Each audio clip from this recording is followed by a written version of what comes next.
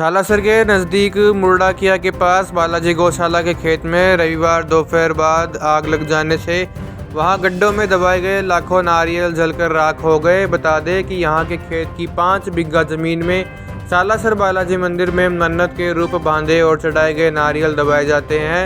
हनुमान सेवा समिति अध्यक्ष यशोदानंदन पुजारी ने बताया कि आग करीब दोपहर 2 बजे लगी। सूचना पर पुजारी परिवार के लोग पहुंचे, जिसके बाद प्रशासन को सूचना दी गई। सालासर पुलिस मौके पर पहुंच रही। सुजानगढ़ और रतनगढ़ से पहुंची फायर ब्रिगेड की दमकलों ने आग पर 4 घंटे में काबू पाया। पुजारी ने बताया कि आग लगने के कारणों का पता नहीं चल पाया है। नारियल के ज्वलनशील होने के कारण आग को बुझाने में भारी परेशानी हुई। खेत में दबा देते हैं मन्नत के नारियल। सालासर बालाजी में बांधे जाने वाले और चढ़ाए जाने वाले मन्नत के नारियल किसी काम में नहीं लिए जाते।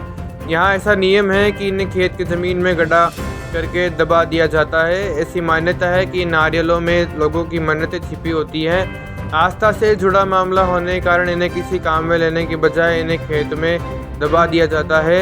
जहां आग लगी वहां 51 फीट गहरा और 200 फीट चौड़ा गड्ढा कर उसमें नारियल डाले जा रहे थे। खेत में गड्ढा भर जाने के बाद दूसरा गड्ढा खोदकर उसमें नारियल डाले जाते हैं। जनवरी 2025 में शुरू होने वाले प्रयागराज महाकुंभ गोवर्धन खालसा अन्य क्षेत्र में 1 महीने तक शहर की सियाराम बाबा की बगीची की ओर से भंडारा व शिविर लगाया जाएगा। कार्यक्रम को लेकर रविवार को तैयारी बैठक का आयोजन हुआ, जिसमें जानकारी देते हुए महंत श्याम सुंदर दास त्यागी ने बताया कि 8 जनवरी को सुजानगढ़ से बस द्वारा यात्रा रवाना होगी, जो 15 जनवरी तक चलेगी। इस दौरान यात्रा में तीर्थयात्रियों को अयोध्या वाराणसी की यात्रा करवाकर प्रयागराज में कुंभ स्नान करवाया जाएगा। वापसी में यात्रा चित्रकूट होते हुए लौटेगी। उन्होंने बताया कि भंडारे व शिविर के लिए श्रद्धालुओं से लगातार सहायता मिल रही है। 1 जनवरी को बगीची में पोस बड़ा का आयोजन भी किया जाएगा। दिनेश स्वामी ने बताया कि यात्रा की व्यवस्थाओं में सुभाष वेदी, अशोक चौहान, विक्की मोयल, मुरारी लाल खंडेलवाल, महेंद्र कुमार टाग, अजय अग्रवाल, गोलू स्वामी, राकेश प्रजापत, दामोदर शर्मा, श्यामलाल मीणा, नथुनाथ सिद्ध, मनीष स्वामी, योगेश खंडेलवाल में लगे हैं। समस्त ग्रामवासियों से मेरा निवेदन है कि इस अन्य क्षेत्र में प्रयागराज महाकुंभ में सभी लोगों का सहयोग मांगना चाहते हैं, लेना चाहते हैं। ये सभी लोगों का सहयोग का आवश्यकता है। इस समय प्रयागराज कुंभ में जो भी दानदाता हैं, श्रद्धालु भक्त हैं, वो सभी लोग इस कुंभ मेला में अन्य क्षेत्र में सहयोग करें। और दूसरा निवेदन ये है कि जो भी श्रद्धालु यात्रा करना चाहें तो वो 8 दिवसीय यात्रा चारों धाम की, अयोध्या, काशी, प्रयागराज, चित्रकूट की करना चाहें, वो भी सभी लोग अपना नाम लिखाएं, अपना सीट सुनिश्चित करें। ये निवेदन है। और आप सभी से निवेदन है कि 1 जनवरी 2025 का पोस बड़ा का आयोजन है, तो सभी क्षेत्रवासी और ग्रामवासियों से निवेदन है कि सभी लोग जो भी जिसका सहयोग करना हो, तेल है, दाल है, आटा है, जो भी सहयोग करना चाहें, छोटे से बड़े तक, वो 1 जनवरी का सहयोग करें। और सभी लोग सादर आमंत्रित हैं।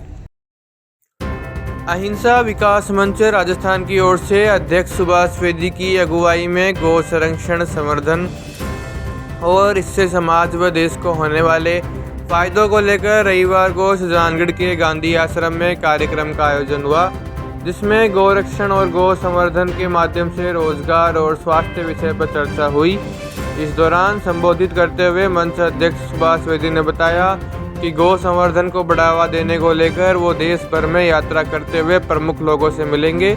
उन्होंने बताया कि यात्रा में केंद्रीय मंत्रियों, प्रमुख संतों, पशुपालन विभाग के अधिकारियों, गौ रक्षक संगठनों सहित राजनीतिक और सामाजिक संगठनों के मिलकर गौ संवर्धन से जुड़े सुझाव देते हुए उनसे मिली जानकारियों और योजनाओं को देश भर में प्रचार करेंगे।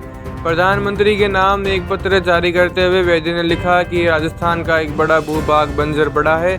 इस भूमि पर पशुपालन कर रोजगार बढ़ाया जा सकता है। पशुपालन से प्राप्त दूध को डेयरियों के माध्यम से सप्लाई कर दूध, दही, छाछ, मक्खन व घी का उत्पादन कई गुना बढ़ सकता है। इससे बड़ी तादाद में खाद्य प्राप्त कर खेती, विशेषकर ऑर्गेनिक खेती कर स्वस्थ रोजगार को बढ़ावा मिलेगा। वैद्य ने बताया कि गौ संवर्धन से गौमूत्र सहित कई चीज़ों से आयुर्वेदिक दवाइयाँ भी बनाई जा सकती है। इस तरह गौ संवर्धन के रास्ते खुशहाली का मार्ग प्रशस्त हो सकता है। उन्होंने चूरू जिले से राजस्थान के मंत्रिमंडल में प्रतिनिधित्व देने की मांग भी उठाई।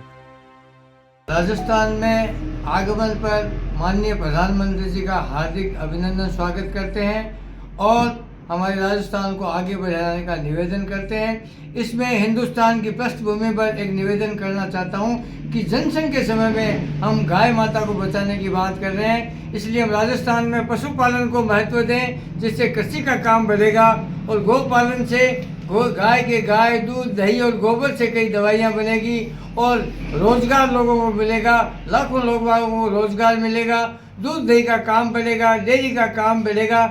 इसलिए मैं एक निवेदन और नया करना चाहता हूं कि गाय गोवंश को बढ़ाने के लिए आप ऐसी पब्लिक को सुविधा दें कि जब लेट्रिन बाथरूम हम फ्री में लोगों को बना के देते हैं तो गाय पे 80% का लाभ गवर्नमेंट दे और लोन दे करके घर घर में गाय माता का आगमन करें और हम जो है कृष्ण और गौ माता की सेवा करके हिंदुस्तान को विश्व गुरु बनाने के लिए आगे बढ़ाएं। जय हिंद, जय भारत। सुजानगढ़ शहर के रेलवे स्टेशन के सामने सियाराम बाबा की बगीची के आसपास लगे दर्जनों ठेलों के अतिक्रमण से आमजन को भारी परेशानी हो रही है। यही सकंडी रोड के किनारे करीब 15 ठेले लगे हैं, जिनके कारण दिन में कई बार ट्रैफिक जाम हो जाता है। बगीची के सेवक दिनेश स्वामी ने बताया कि इन ठेलों के अतिक्रमण को लेकर नवरात्रा के कार्यक्रम के समय नगर परिषद में शिकायत की थी, तब इन्हें यहाँ से हटा दिया गया था, लेकिन उसके बाद ये वापस यहाँ आकर जम गए। स्वामी ने बताया कि जब ठेला संचालकों को यहाँ से हटाने के लिए बोलते हैं तो ये लड़ाई झगड़ा करने लगते हैं।